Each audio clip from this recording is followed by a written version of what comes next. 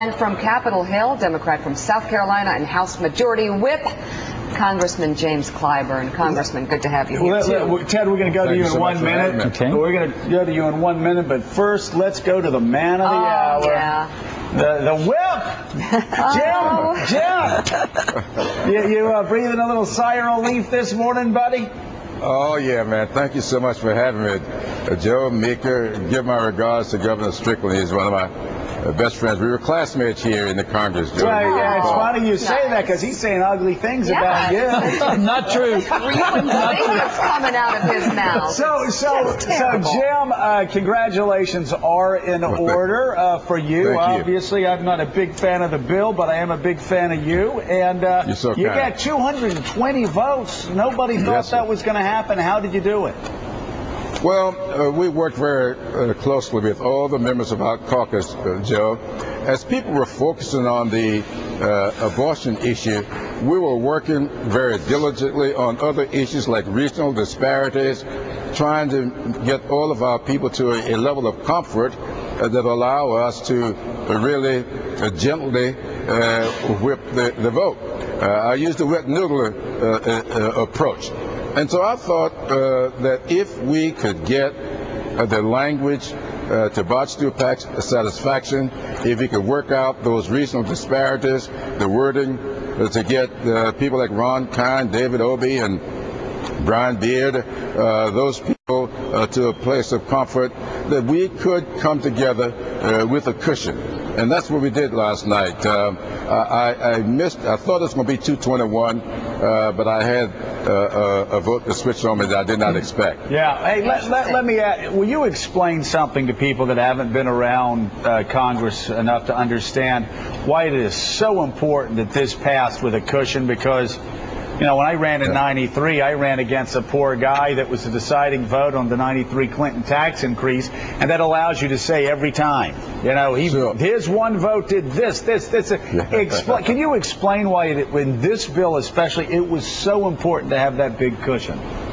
Yeah, because I think that, you know, when you've got a country as evenly divided as our country is right now, this is a big, big issue. It is establishing health care as a fundamental right. You got to go back to 1957 when Strom Thurmond from my state set the filibuster record over a civil rights bill. 1964, 65 voting rights, Medicare in 1965. These were very contentious issues, and they are game changers, so to speak. And you don't want any one person to be held responsible for that. You want that to be done by the Democratic Party, by the Democratic caucus, by the president, and not be blamed on any one of your members that have to be running in a single district by him or herself. Yeah, Governor, let's bring you in here and talk about another issue that a lot of states were concerned about, governors are very concerned about this morning, and that is the exploding cost for Medicaid down the road. There is, Lawrence O'Donnell said, there is an unfunded mandate here. How does that get fixed? Well, Joe, I think we need to remember that there is no free health care. Somebody is paying for every bit of health care that is delivered, wherever it's delivered, in an emergency room or wherever it's delivered. And so we're already paying for health care in Ohio and across the country. The good news for the states is between 2014 and 2017, there's no additional cost. And we estimate that going forward after 2017, it's going to cost Ohio about an additional $200 million per year. But we think that's a good trade-off. Yeah. That's a relatively limited sum of resources for the benefit that we're going to get from this change. Let me ask you about Ohio briefly. We're talking about unemployment. What's the biggest economic challenge right now, and do you believe this health care bill, as many Democrats believe, will help Ohio's economy? Well, I think it'll help Ohio's citizens. About 900,000 additional Ohioans will have access to health care as a result of this bill passing. And that's good for Ohio. I think it's good for our small business community. We do have high unemployment in Ohio, as we do around the country. But there are some definite signs, Joe, that Ohio's economy is on the way back. Yeah. The investments are being made. Steel mills are being built in Ohio. steel mills. Think of that. Yeah. V&M Star is investing $650 million into a brand new steel And plant GM may in be Youngstown, on. Ohio. And GM's coming back. Coming back. Absolutely. Real surprise. So it's going to take time, but I believe we've laid a foundation in Ohio by investing in education, setting priorities that's going to make Ohio's future a bright one. Okay. I'm wondering, Governor, though, if when you look at the battle of over this health care bill and how long it took, if given your unemployment's at what number right now? 10.9. 10.9%. If you feel this administration was sidetracked a bit, and were you frustrated along the way as you were dealing with the job situation in your state?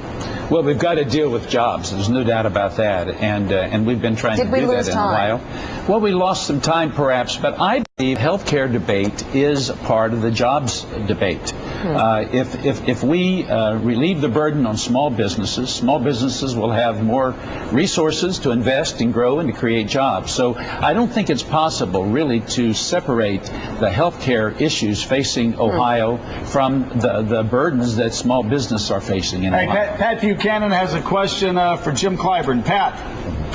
Yeah, Congressman, look, you said this was a fundamental right, health care, but there's 12 to 20 million illegal aliens in this country that aren't going to be included in that per the president's request.